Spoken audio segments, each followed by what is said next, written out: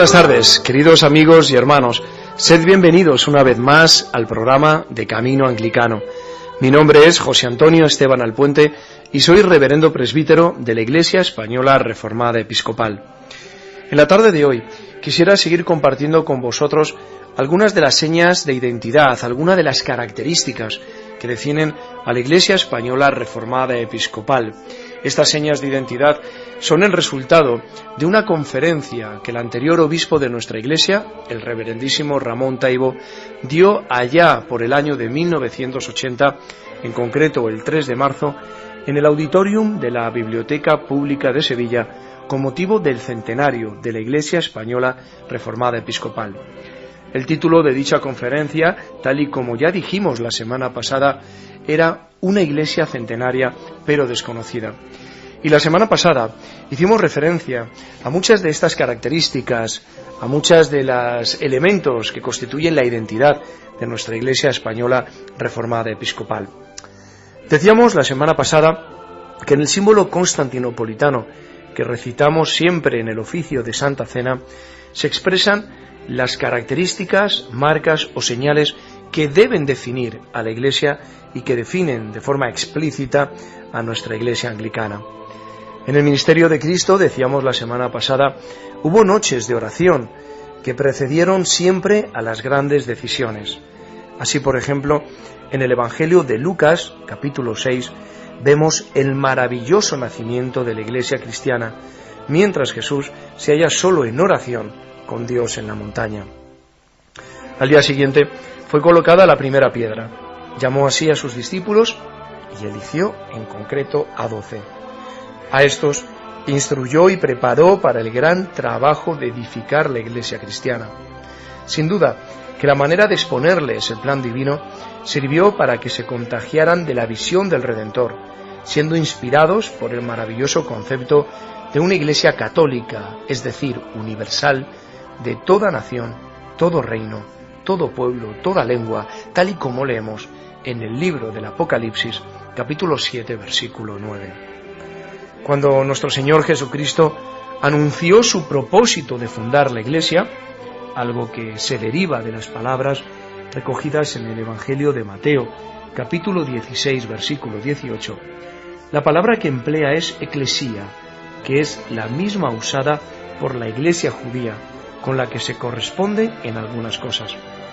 Por eso, no nos causa ningún tipo de extrañeza que el gran príncipe de los apóstoles, San Pedro, aplique a los cristianos los mismos títulos que se aplicaban a los miembros de la Iglesia judía: linaje escogido, real sacerdocio, gente santa, pueblo adquirido.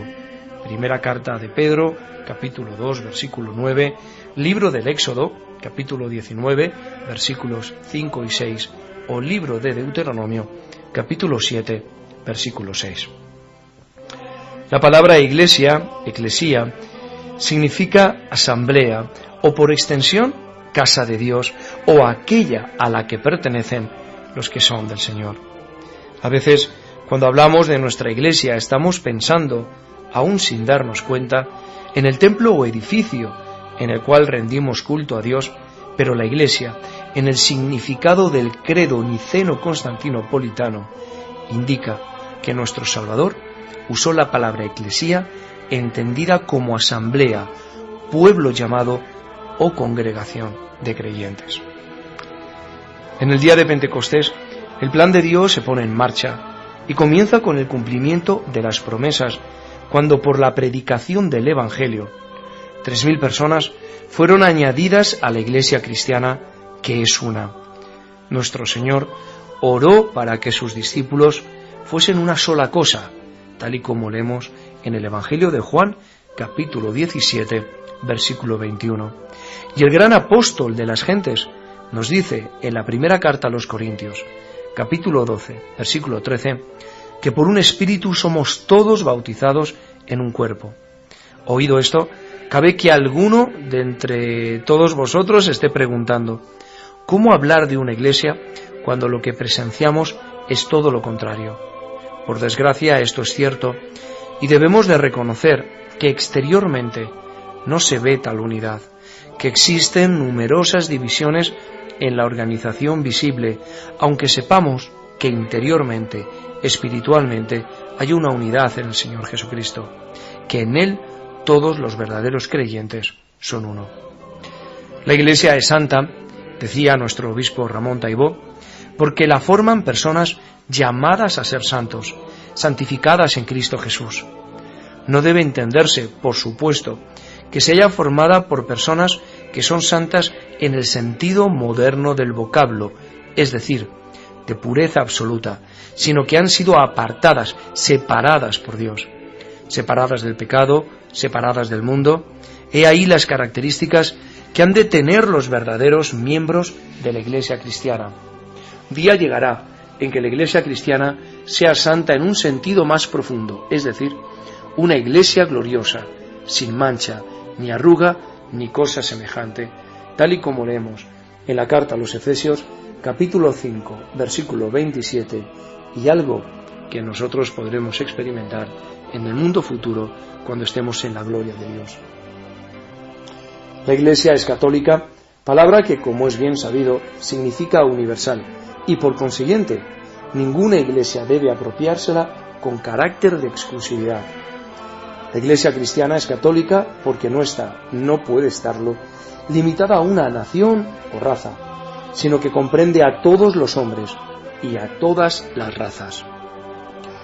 El mandamiento misionero del Señor, id por todo el mundo, predicad el Evangelio a toda criatura, abarca a todos los países.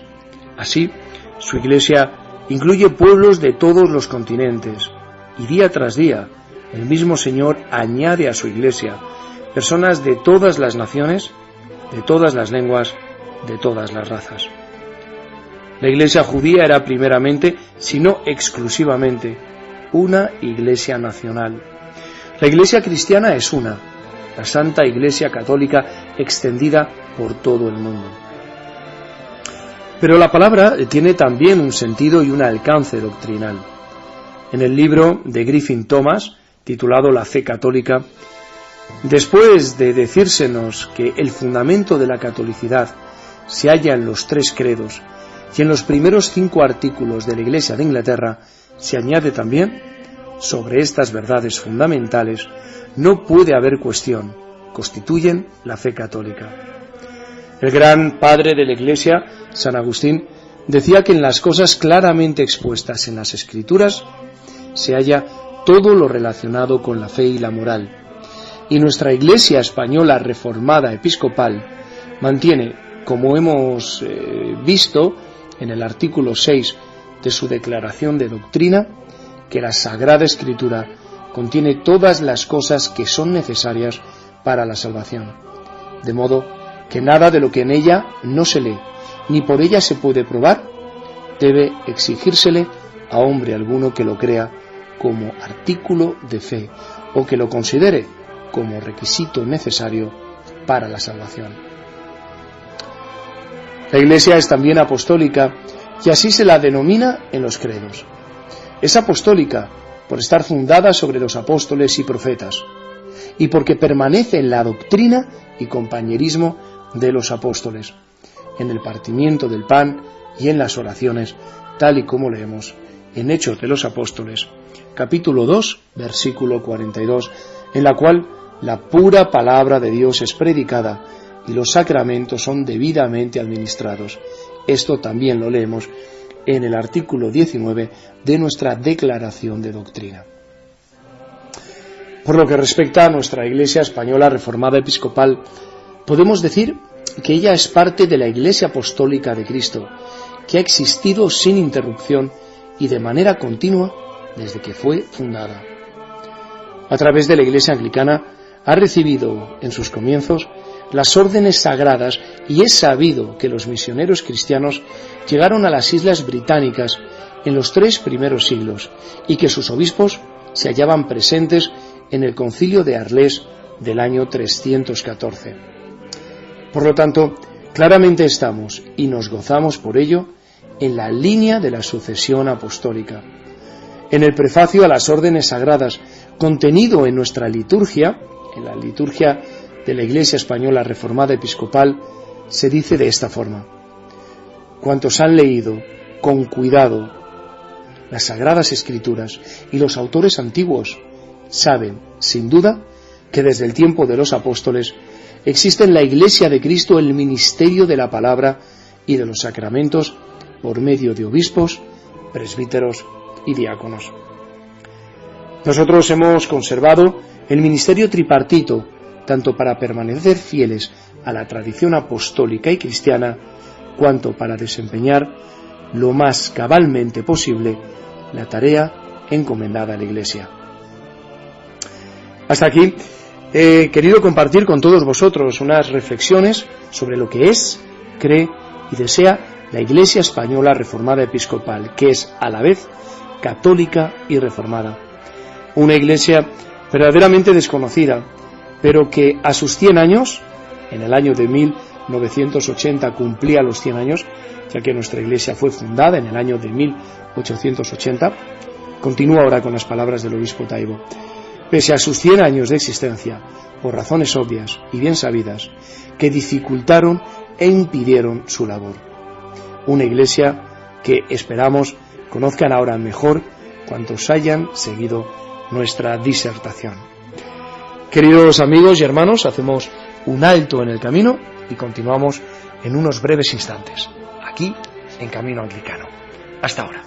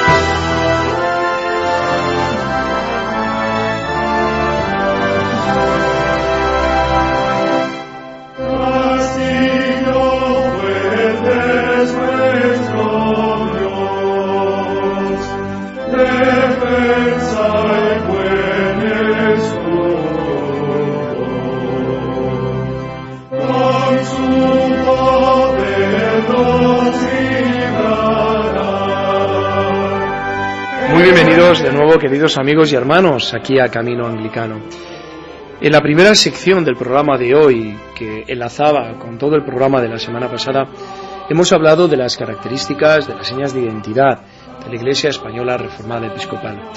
En esta segunda parte, y a lo largo del programa de la semana que viene, me gustaría compartir con vosotros también palabras que fueron pronunciadas por Ramón Taibó en esta conferencia de una iglesia centenaria pero desconocida y que tienen que ver no tanto con las características y señas de identidad a las cuales ya nos hemos referido, sino fundamentalmente con los orígenes históricos de nuestra iglesia.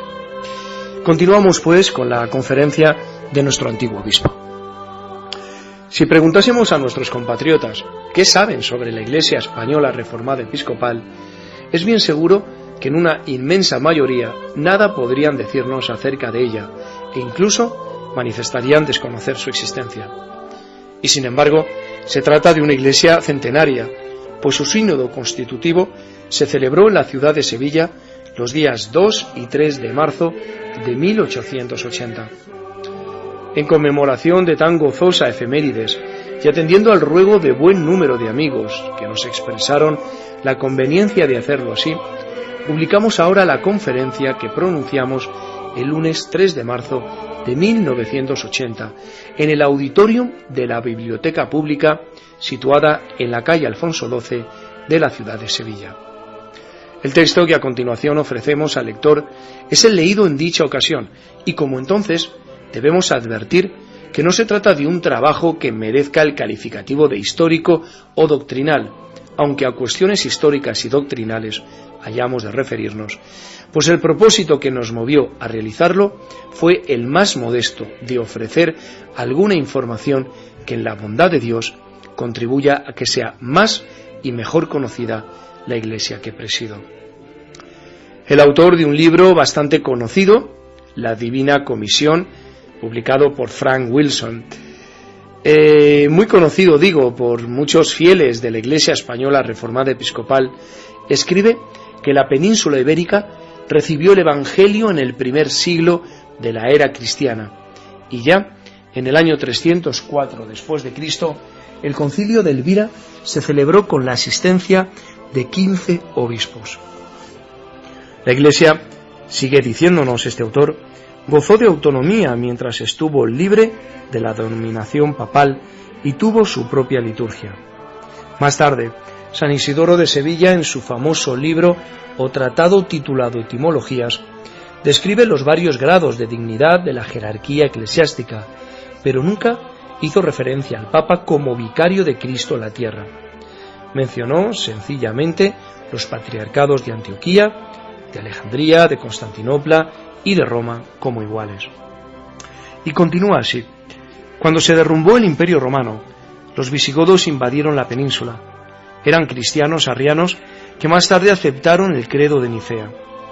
En el año 711, los musulmanes invadieron la península y mucho de la intransigencia y del fanatismo del catolicismo romano en España y en Portugal se atribuye por algunos historiadores a los siglos de contienda entre musulmanes y cristianos. Tal vez por ello pueda comprenderse que en España siempre se hayan considerado sinónimos la religión oficial y el patriotismo. Con todo y desde los primeros tiempos ha habido en España un deseo de libertad espiritual. Los llamados místicos españoles, aunque cristianos dedicados, eran individualistas que a menudo tuvieron dificultades con las autoridades eclesiásticas y políticas. Esta tensión religiosa y su consecuente deseo de librarse de la restricción eclesiástica aparece de modo constante en nuestra patria. En el siglo XVIII hubo numerosos movimientos liberales en busca de la libertad religiosa tanto en España como en Portugal, y buen número de sacerdotes católicos romanos renunciaron a sus votos y ayudaron a formar pequeñas comunidades llamadas protestantes. También hubo sacerdotes y laicos interesados en formar una iglesia que fuera episcopal y que se adhiriese a la fe y práctica católicas, pero sin innovaciones y adiciones romanas como el sistema de indulgencias, la confesión auricular o el celibato, entre tantas y tantas cosas. En el año de 1868, al proclamarse la libertad de cultos en España, un ex fraile escolapio, don Juan Bautista Cabrera, que había estado exiliado en Gibraltar, regresó a España con el propósito de encabezar un movimiento que llevase a cabo un esfuerzo para purificar la Iglesia y conformarla de acuerdo a la Iglesia cristiana de los primeros siglos. Hubo de buscar auxilio espiritual en el exterior y así, cuando el obispo Raleigh, de la Iglesia Católica Independiente de México, visitó España en 1880, se vislumbró la posibilidad apuntada, quedando establecida una Iglesia que muy pronto estrechó lazos con la Iglesia Anglicana de Irlanda, que se encuentra en sucesión directa con San Patricio y es tanto católica como reformada al mismo tiempo. Lord Plunkett, el obispo de Meath y más tarde arzobispo de Dublín, se interesó grandemente en el movimiento de las iglesias episcopales en la península ibérica. Debe hacerse notar que la Iglesia en Irlanda no era una iglesia establecida y, por tanto, no se adhería a la política de la Iglesia de Inglaterra de ministrar solo a los anglicanos no nacionales en el idioma inglés. El reverendísimo Juan Bautista Cabrera fue años después el primer obispo de la Iglesia española reformada episcopal y sobre él, y si bien tengamos que hacerlo de forma breve, conviene decir algo para ayudar a una mejor comprensión de cuanto después manifestaremos. Don Juan Bautista Cabrera nació en el año de 1837 de una familia acomodada de Benissa, provincia de Alicante. Hizo los estudios de instrucción primaria en su villa natal. Estudió parte del bachillerato en el Instituto de Valencia durante los años de 1850 y 1851. Ingresó en la Orden de Clérigos Regulares de las Escuelas Pías en Valencia en el año de 1852 y durante un año de noviciado estudió literatura española, ampliación de latín, elementos de griego y hebreo y otras materias que forman parte de las humanidades. Hizo su profesión religiosa en 1853 y más tarde pasó al Colegio de Escolapios en la ciudad de Albarracín, en la provincia de Teruel. En ese colegio estudió 6 cursos de matemáticas, uno de mecánica y otro de física, simultaneando con 2 cursos de filosofía, 4 de teología dogmática y 2 de teología moral. También hizo algunos estudios de hermenéutica bíblica, de santos padres de la Iglesia y de liturgia. Dichos estudios duraron hasta 1858 y una vez terminados regresó a Valencia. Fue ordenado diácono por el obispo de Segorbe el 16 de marzo de 1861 y presbítero por el arzobispo de Valencia el 15 de marzo de 1862. Desde 1858 a 1863, primero en el Colegio de Valencia y después en el de Gandía, se dedicó a la enseñanza primaria, elemental y superior y elementos de griego. Durante esos 5 años hizo privadamente un estudio detenido de la Biblia, y tal estudio modificó sus convicciones religiosas, haciéndole ver la falta de fundamento sólido de muchas doctrinas y prácticas de la Iglesia Católica Romana, y la imposibilidad de equiparar la autoridad de la revelación escrita con la autoridad de la tradición oral. Por aquel entonces habían sido presos en España por reunirse para leer la Biblia los señores Aljama, Matamoros, Carrasco y otros tantos, y temiendo ser encarcelados como ellos, se expatrió voluntariamente y se refugió en Gibraltar en el año de 1863.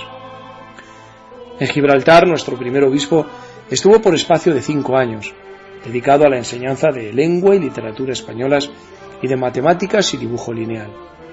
Allí fue donde conoció a fondo y profesó públicamente las verdades evangélicas y dedicó todo su tiempo disponible a la lectura de libros religiosos, preparándose así para el solemne momento en que pudiera comenzar a predicar el Evangelio en España. A finales de septiembre de 1868, después de la revolución que derrocó a Isabel II, pudo volver a España, autorizado por el general Prim en Algeciras, y fijó su residencia en Sevilla, donde comenzó a predicar en casas particulares, en las calles y en los cafés, entre estos el denominado de Emperadores, que se nos ha dicho se hallaba en la famosísima calle sevillana de Sierpes, en el lugar donde hoy se encuentra el Banco Hispanoamericano. Como consecuencia de su labor, se reunió una congregación de adeptos y el día 1 de enero de 1869 inauguró una capilla para el culto evangélico. Fue la primera capilla evangélica que se abrió en España. En noviembre de 1874 se trasladó a Madrid para dirigir una congregación cuyo pastor había fallecido en un naufragio. Y desde esa fecha hasta su muerte, el día 18 de mayo de 1916, residió en Madrid. Durante los primeros años de libertad religiosa, se formaron aisladamente varias congregaciones evangélicas en España, y deseando unirse y no teniendo obispo, constituyeron una alianza y adoptaron la organización presbiteriana. Así, pasaron unos años y en marzo de 1880, algunas congregaciones se mancomunaron en Sevilla y constituyeron la Iglesia Española Reformada, eligiendo para obispo de la misma a don Juan Bautista Cabrera, y en un sínodo celebrado en Madrid en febrero de 1883 fue confirmada su elección. Queridos amigos y hermanos de Camino Anglicano, de Radio Anglicana, hasta aquí nuestro programa de hoy.